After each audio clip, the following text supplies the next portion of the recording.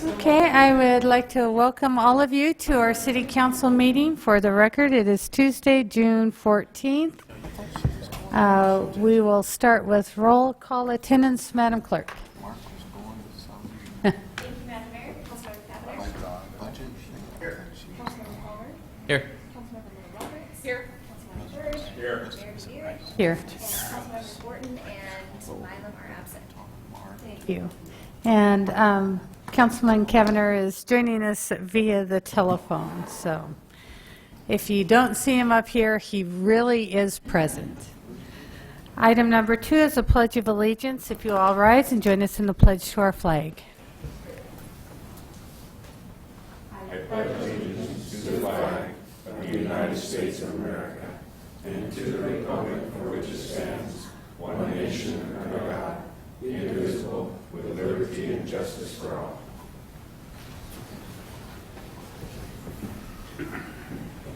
Item number 3 is adoption of the agenda. Madam Mayor, Mr. Byrd. on item 7A, this will be sent up to item 6A1, and the proposed budget on item 7B, or ordinance, is 16-1696. With that, I move we approve the amended agenda. I have a motion and a second to approve the agenda as amended. All those in favor say aye. Aye. All ayes? All ayes, motion carried. Thank you. Item 4 is our consent agenda. Madam Mayor, Mr. Byrd. I move we approve the consent agenda as published, and for the mayor to sign, the clerk to attest. Second. I have a motion and a second to approve the consent agenda. Madam Clerk, will you please call roll? Thank you, Madam Mayor. Councilman Kavanagh. Aye. Councilman Palmer. Aye. Councilmember Little Roberts. Aye. Councilman Byrd. Aye. All ayes, motion carried.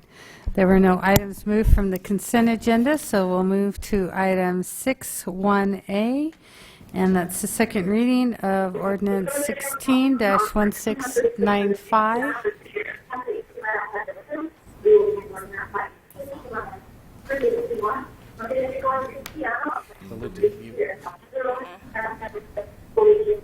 So I can't mute his background noise. I can If he is mute, he needs to mute.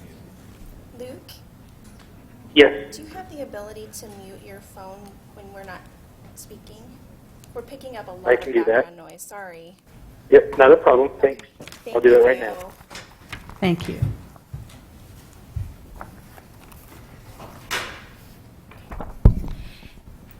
Thank you, Madam Mayor. Ordinance number 16-1695, an ordinance of the City Council of the City of Meridian approving the urban renewal plan for the 10 Mile Road Urban Renewal Project, which plan includes revenue allocation financing provisions, authorizing the city clerk to transmit a copy of this ordinance and other required information to the county affected taxing entities, and state officials, approving the summary of the ordinance and providing an effective date. Thank you. You've heard the second reading. We'll have the third reading next week. Our next item is 6A2, and the public hearing to consider the urban renewal plan for the 10 Mile Urban Renewal District. And I'll turn this over to Bruce. I was going to turn it over to Warren, but Madam Mayor, council members, I think Warren is chomping at the bit, too. I could tell that. Every time we use the word infrastructure, which will be quite a bit during this presentation, his ears will perk up as the city engineer. Very happy to be here. This is going to be the briefest of introductions, and Phil has promised to keep his presentation very brief as well. We know that Councilmember Kavanagh is on the phone and has significant hard stops, so we will be respectful of that. We want to have primarily the time that's available to us to queue up discussion, question and answers. We also have several of the affected property owners in the room who also may wish to participate in this public hearing. Before I let Phil take you through this briefly, won't go through the history, but I think just underscoring what to me, in my profession, my role here with the city, is a very important thing. We have a community development department, but 90% of what we do is reactive to the things that come our way. It's regulatory. It's the application process. This effort, a new urban renewal district for the city, is an opportunity to be proactive. It's an opportunity to create a fabric, a district, if you will, of the city, not just an urban renewal district, which advances a lot of things that we've been working for years, at least since 2007, for this area of the city. And it's an opportunity to have one or more employment centers with all that entails in terms of family wage jobs, spin-off development. We could talk a lot about that. That's my personal and professional interest in this. Very, very excited to be at this watershed moment here for this opportunity. Do we want to take the opportunity is really the question before you all. So I'm going to let Phil Cushlan do a brief presentation, and then we'll move on with the public hearing. Thank you, Bruce. Welcome, Phil. If you'll please state your name and address for the record. Thank you, Your Honor. My name is Phil Cushlan. The address is Post Office Box 8463, Boise, 8707. Your Honor, council members, as Bruce indicated, I'll be brief, understanding the time constraints that you have, but we'll walk you through briefly where we've been and kind of where we are, and then be happy to turn this over to the proceedings for either your questions or comments from the audience. Okay, we're going to talk a little bit about the history, the process we've been through, and then where we are now. As Bruce indicated, early on, the agency was created, the Urban Renewal Agency, back in 2002 by the city. Another issue that led to our conversations was the establishment of the 10-mile interchange specific area plan that was adopted by the city in 2007. And then in 2015, the city, in collaboration with the MDC, initiated the process to consider an urban renewal district for the area. Why are we doing this? I think one of the issues that is important is looking at this area as an opportunity to create family wage jobs that may be a unique opportunity in the community that the city chose for themselves when they adopted the specific area plan. It requires probably a higher level of development than other similarly situated areas. It integrates a vibrant mix of commercial and residential uses. And basically it provides for an above average level of community amenities. Implementation of this goal, the level of development, requires incentives for private investment. The only mechanism that exists in the state of Idaho to provide these incentives is through the Urban Renewal Law and the Economic Development Act. Chapter 29, Title 50 of Idaho Code specifically provides that these tools can be used for economic development. Often we think about urban renewals being the classic slum and blight, but in 1988, when the revenue allocation statute was brought in, it was specifically concentrated, in fact it is named the Economic Development Act. The process we've gone through, you created the eligibility report, which was the first step that was approved by the MDC board in November. City Council considered that in February, and in May the formal plan was brought back, and that was approved by MDC. You received it and sent it to P&Z. They looked at it and had a finding that it was in fact consistent with the comprehensive plan. Was sent to the affected taxing entities as required by statute for their comment. And again, where we are is through this process that we've gone through, we've determined that the urban renewal area as proposed meets the eligibility requirements in the statute, that the assessed value of the district combined with the base value of the downtown district is less than 10% of the total valuation of the city, which is the maximum amount in law. I think you're like at 3%, so you've got a long way between where you are and the maximum. The plan meets the requirements of state law. The plan is economically feasible as we've looked at the economic aspects, and the plan is consistent with the city's comprehensive plan. The agricultural property owners have consented to be included in the district. Those have all been received. Public notices have been published as required. The plan has been submitted to the taxing entities, and implementation does require the revenue allocation aspect of the law as provided in the ordinance. So the purpose of this meeting is to conduct a hearing and receive input from the public. Consider those comments and other information that you have or need for decision making. And then upon closing of the hearing, the matter is before you at your discretion, and you can act either now or at some other time you feel appropriate. So with that, hope that wasn't too quick to summarize 120 pages, but be happy to answer the questions that you may have, or after you have some comments from the public, respond at that time as well. So I'm at your disposal. Thank you, Phil. Council, any questions at this time? I have none. Okay, thank you. Okay, thank you.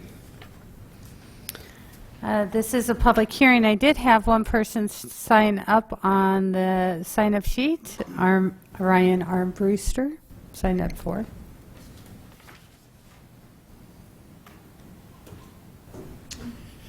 Thank you, Mayor and Council. For the record, my name is Ryan Armbruster. I'm an attorney with the law firm of Elam & Burke, P.O. Box 1539, Boise, Idaho 83701. Elam & Burke represents the interests of Treasure Valley Investments, who owns several of the parcels under consideration for the 10 Mile Road Urban Renewal Plan. We have worked with your MDC folks and with Phil, and we are here in support of the plan and urge you to adopt the plan as presented to you today. We did submit a letter to the city that we hope is part of the public record. I'll be happy to stand for any questions, but again, we support the plan and hope that you adopt it as is. Thank you. Thank you.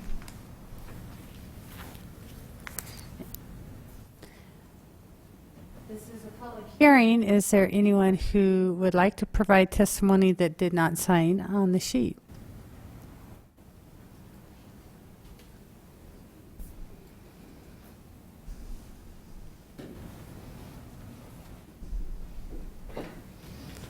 Good Madam Mayor, afternoon. members of the council, David Turnbull, 12601 West Explorer Drive in Boise. Bruce, could you pull that up? I just wanted to just give a little bit of a background. We were approached over a year ago by the city wondering if an urban renewal tool mechanism would help stimulate the growth and the enhance the quality of the type of development we could do in this 10-mile area specific plan.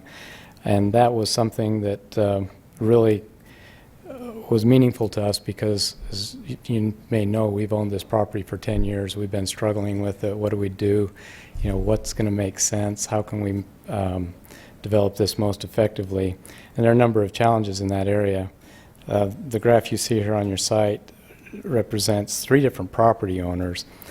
But overlaying that is a network of connective roads that, on its own, as individual development entities or property owners, is virtually, well, I wouldn't say impossible. It is very difficult to make this happen.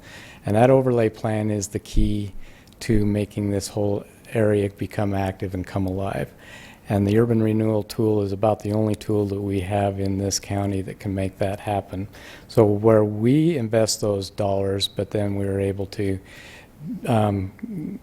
be able to get a return on that. So that's probably the biggest key. And then as we went through this discussion over the last years and we got excited about the idea that we can actually get in there and afford to make some of these investments, what should the nature of that be? Because we've looked at everything from a retail center on our properties to employment centers, and you know, the easy route would have been just to deal with some of the big box retailers and get in, get out, but that's never been, I think, the vision for the city, and it's never been the one that we favored doing. So as we had this tool being proposed by the city, and it went through all of the processes of the MDC hearings and city council hearings, and anticipating this was going to come to pass, we went to work, and we've been working diligently on this for the last year, probably most heavily in the last 6 months, to come up with a first-class employment center on this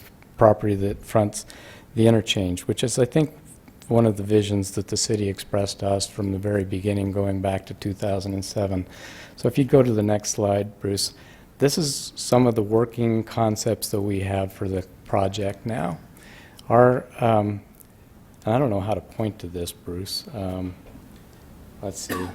So that, if you just take your cursor down a little lower, up until about 2 months ago, I was anticipating, our company's kind of bursting at the seams in our current office space now, and we were looking about doing a major remodel on our existing building. But I got excited about this project and figured we needed to be here on site. So we've designed this 4-story office building that would be located right on the freeway off-ramp there. We think it would be a highly visible, highly desirable project. So this is the kind of thing that we're able to do now. The cheapest route for us to do is obviously to just do a remodel in an existing building, but if you go to the next couple of slides, it'll give you a little more emphasis on the character. And these are just early schematics, but we're hoping to be under construction on this headquarters building for us sometime in August. And then there's one more slide, Bruce, if you could advance to that. That's just a different view of it. And if we could, yeah. This just gives you a little bit more of a character of what we're planning for that area.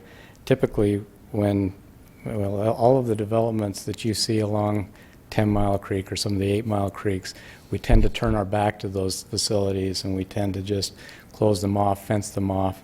And this is something we've been talking to you about for a long time. How can we improve and enhance that corridor?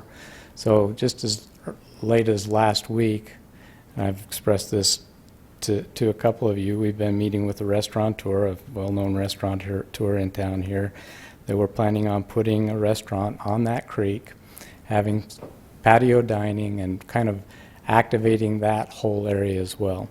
So these are the kind of things we're going to be able to do to step up the quality of the types of developments we're going to be able to do because of this URD being in place.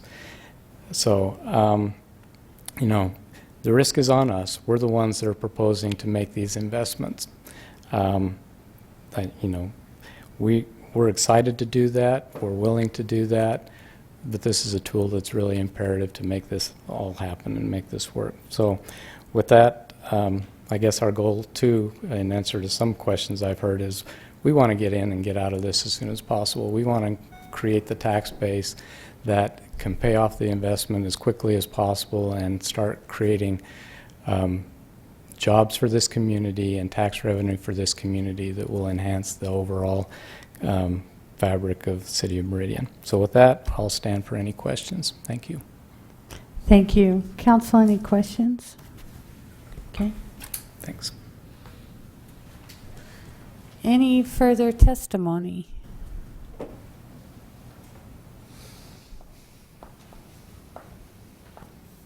Okay.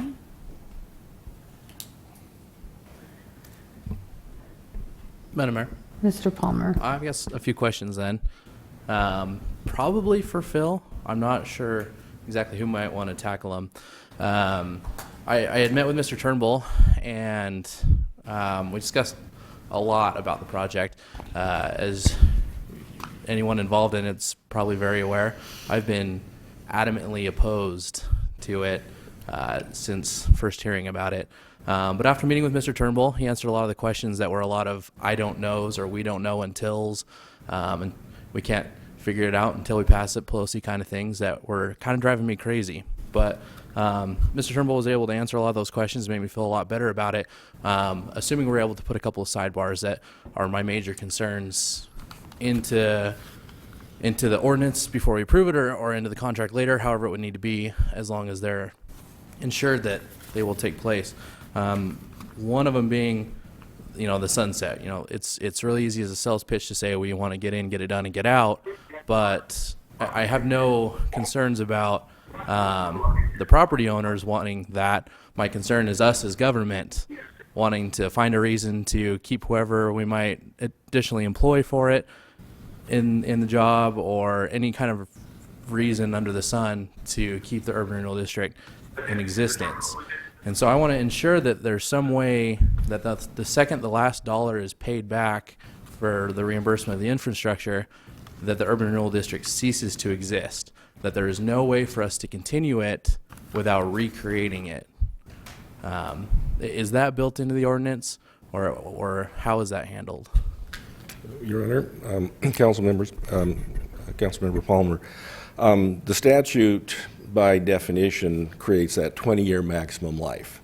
And so the studies that we've done basically ran it out to its full term, assuming some fairly conservative estimates in terms of revenue production and cost.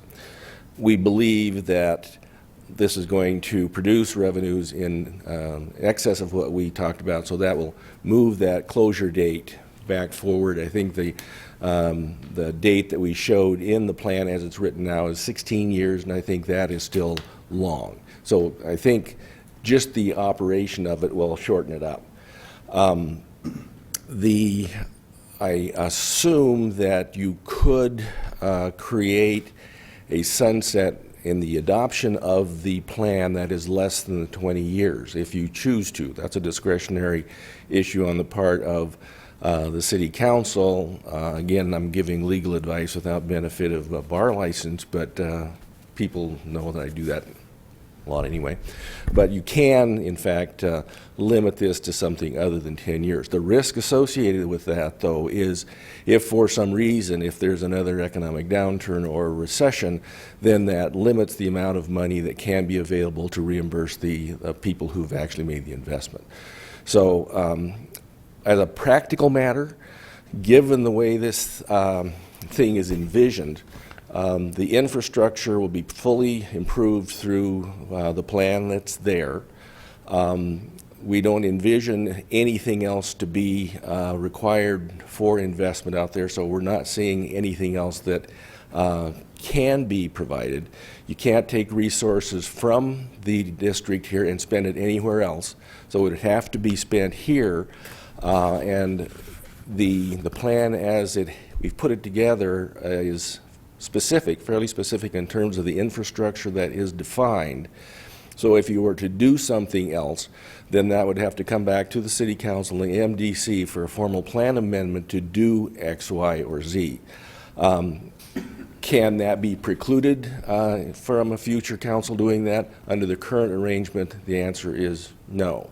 Even if you put a 10-year or a 15-year or a 16-year maximum life on it, this one could be, given the fact it's the timing of what we're doing, could be extended out to the 20 years. So I'm not sure there is a way to put an ironclad box around this for a short period of time that I think you're looking for. Clearly, you have the elected representatives of the people here who are going to make those decisions out in the future.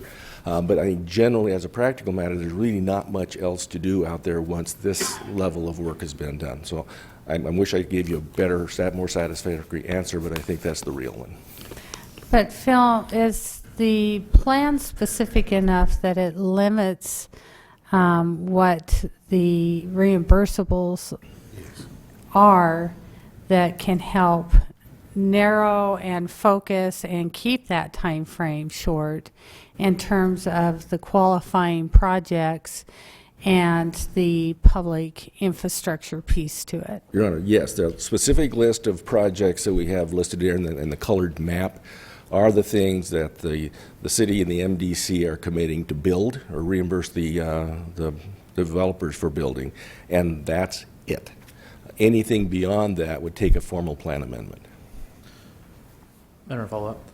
And Phil, I wasn't, I guess, concerned so much about how long it takes. I understand that's going to, 1 year we may be at a pace that, it's going to pay off in no time, whereas the next year things may slow down, and that can adjust. I understand that. What I'm more concerned about is that there's an amount that's, calculated, decided, whatnot, that once that's paid, we find no other reason for the that the government finds no other reason for the district to continue to exist. Its purpose in the beginning was to allow the developer to build all the infrastructure at his cost, and then we reimburse him for it, and then it's done.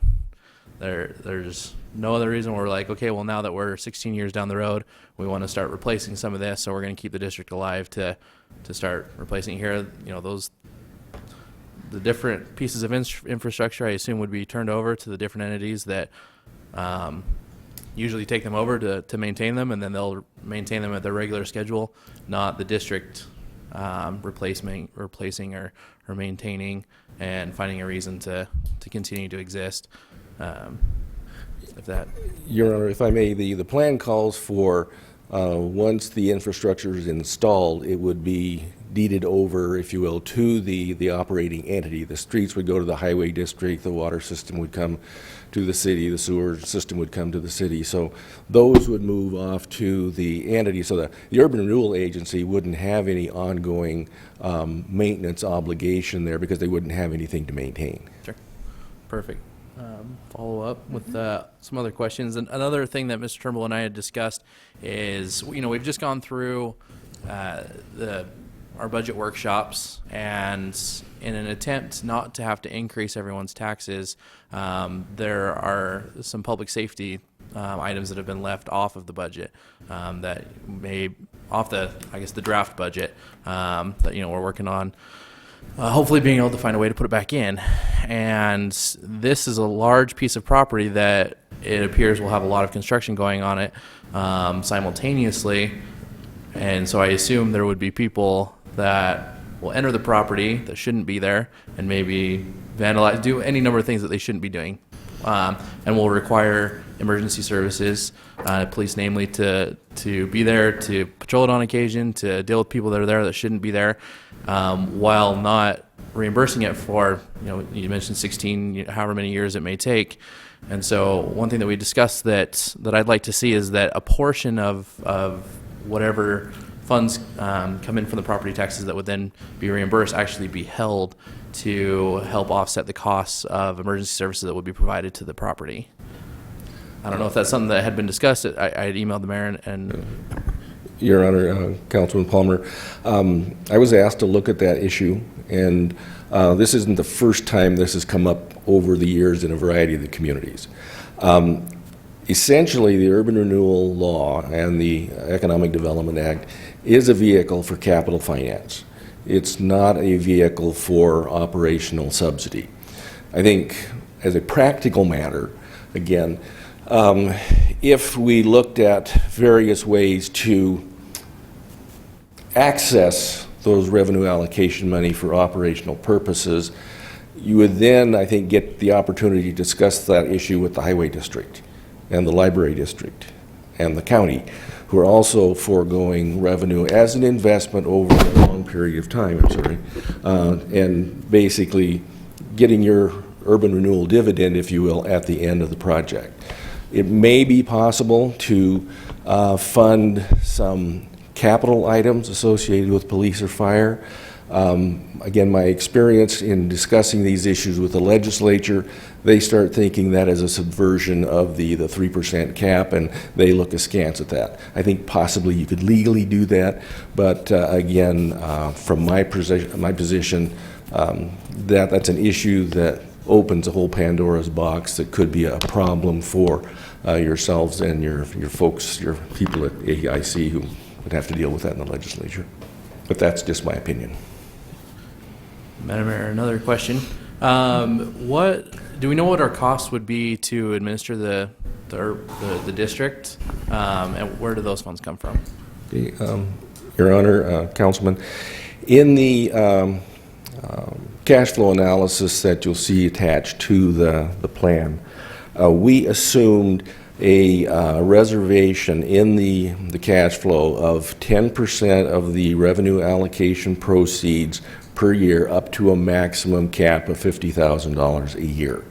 That basically would fund the record keeping, the whoever manages this, because once you get the process done, This is basically a financing tool. So you're not going to have ongoing operational obligations associated with the district, just basically the servicing of the owner participation agreement and making sure that the resources are receipted and paid over to the legitimate recipient through the OPA. And so you got some legal expenses, you have some reporting requirements required by law and so forth. So the active administration of this is fairly limited. I did provide a memorandum that was requested in terms of what the management options might be available to the MDC. They have not made any decision about that, but again, the obligations associated with the maintenance of this is fairly limited over the long haul because of the way that we've got it structured. Madam Mayor, so we're not anticipating, if we anticipate, I guess, any increase in cost to staff, running the district, are we not anticipating any, or? Your Honor, Councilman Palmer, no. Again, we have reserved some resources at the discretion of MDC to operate themselves, but then the operating assumption was a maximum of $50,000 fixed over the life of the district. Okay.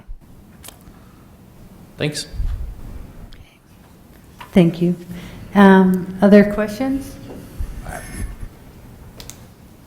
Ms. Fuller Roberts? Thank you, Phil. Thank you.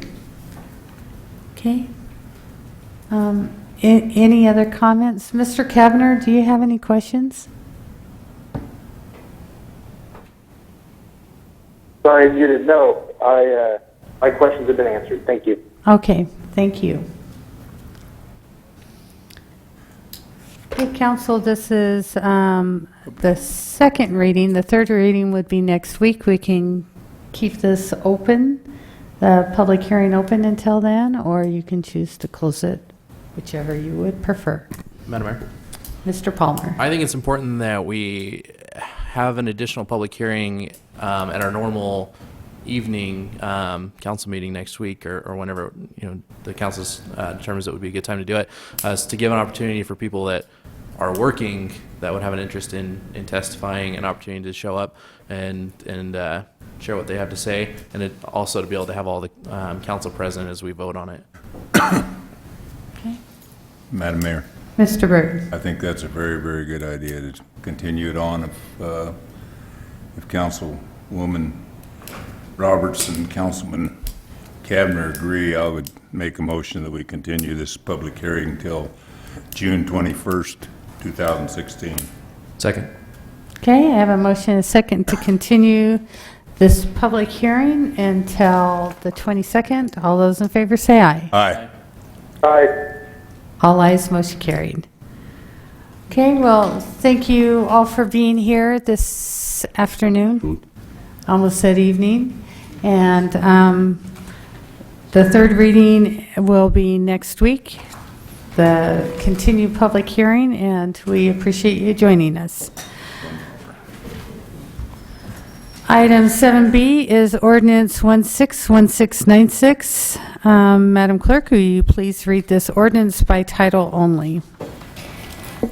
Thank you, Madam Mayor. An ordinance H-2016-0019 Whiteacre subdivision for annexation and rezone of a parcel of land located in the southeast quarter of the northeast quarter of Section 36, Township 4 North, Range 1 West, Boise Meridian, Ada County, Idaho, as described in Attachment A, and annexing certain lands and territories situated in Ada County, Idaho, and adjacent and contiguous to the corporate limits of the City of Meridian as requested by the City of Meridian, establishing and determining the land use zoning classification of said lands from RUT to R8 medium density residential district in the Meridian City Code, providing that copies of this ordinance shall be filed with the Ada County Assessor, the Ada County Recorder, and the Idaho State Tax Commission as requested by law, and providing for a summary of the ordinance, and providing for a waiver of the reading rules, and providing an effective date. Thank you. You've heard this ordinance read by title only. Is there anyone who would like to hear it read in its entirety? Sure, it will be riveting. Seeing none, Madam Mayor. Mr. Bird. We approve ordinance number 16-1696 1696 with suspension of rules. Second. Motion and a second to approve item 7B. If there's no discussion, Madam Clerk, will you call roll? Thank you, Madam Mayor. Councilmember Cavanagh. Aye. Councilmember Palmer. Councilmember Little Roberts. Aye. Councilmember Byrd. Aye. All ayes, motion carried. Item 8 is asking if there's any future meeting topics for future meeting agendas. Hearing none, I would entertain a motion to adjourn. So moved. Second. I have a motion and a second to adjourn. All those in favor say aye. Aye. Aye. All ayes. Thank you, Thank Mr. you. Kavanagh.